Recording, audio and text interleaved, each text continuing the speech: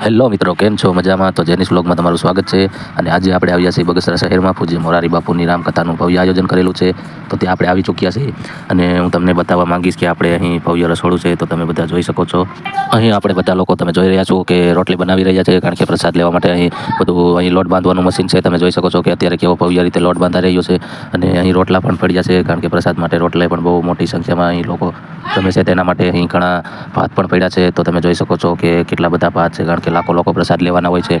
તો કેટલું બધું ભોજન બનાવવું પડે છે. તો અહીં ભાત સાથે દાળ પણ છે, તમે જોઈ શકો છો. અને અહીં કેટલા લોકો કામ કરી રહ્યા છે અને શાક પણ કેટલું બધું છે પ્રસાદ માટે, તમે જોઈ શકો છો. અને અહીં કેટલા લોકો આપણે પ્રસાદ લેશે અને કેટલા લોકો અહીં સેવા કરે છે, તમે બધા જોઈ શકો છો. તો મિત્રો, પ્રસાદ માટે અહીં કેટલી બધી સંખ્યામાં કેટલું ભોજન બનેલું છે, કારણ કે અહીં લાખો માણસો જમવાના હોય છે. તેના માટે લાખો લોકોનું ભોજન પણ બનાવવું પડે છે. તો કેટલા મિત્રો અહીં કામ કરી રહ્યા છે. આ ઉનાળાનો કેવો તડકો હોવા છતાં પણ બધું કાર્ય ચૂલા ઉપર કરી રહ્યા છે. તમે જોઈ શકો છો કે અહીં કેટલું ભવ્ય રીતે કામ થઈ રહ્યું છે અને કેટલા લોકો અહીં સેવા પણ કરી રહ્યા છે.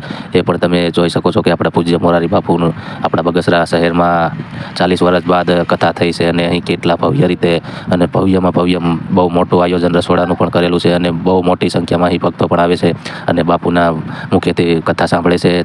તો મોરારી બાપુની કથા અહીં આપણે તમે જોઈ શકો છો કે કેવડું રસોડું ભવ્ય રીતે છે.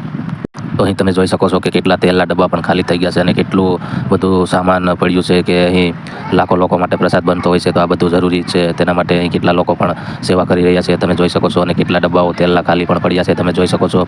અને હવે આગળ તમે અહીં હું બતાવીશ આપણે કે લાઈવ ઢોકળા પણ બનવાના છે આજની પ્રસાદમાં. તો તમે જોઈ શકો છો કે અહીં કેટલા મિત્રો અહીં ઉનાળામાં આપણે જોઈ લો લાઈવ ઢોકળા બનાવી રહ્યા છે અને પ્રસાદ માટે બધાને ગરમા ગરમ લાઈવ પ્રસાદ દેવાનું છે. તો તમે જોઈ શકો છો. પરમ પૂજ્ય આપણા મોરારી બાપુની કથામાં કેટલા આવ્યા હતા, એક કમેન્ટ કરી દેજો. અને બાપુના મુખેથી કેટલા લોકોએ રામકથાનો લાભ લીધો છે તે પણ એક કમેન્ટ જરૂર ને જરૂર કરી દેજો. અને હવે આપણે પ્રસાદ લેવા જઈશું, તો તમે એ પણ હું બતાવીશ કે આજના પ્રસાદમાં શું હતું. તો ચાલો આપણે હવે જઈએ પ્રસાદ લેવા માટે. તો આપણે લાઈનમાં થાળી લઈને ઊભા રહી ગયા છીએ અને હવે આપણે પ્રસાદ માટે અહીં બધા પોતપોતાની રીતે સેવા કરી રહ્યા છે અને બધું પ્રસાદ આપી રહ્યા છે. તો તમે જોઈ શકો છો કે બધા પ્રસાદ લઈ રહ્યા છે. અહીં કેટલા લાખો લોકો પ્રસાદ લેવા માટે અહીં આવતા હોય છે અને બાપુની મુખ્યથી સાંભળવા રામકથા એ પણ કેટલા લોકો આવ્યા છે. તો તમે બધા જોઈ શકો છો.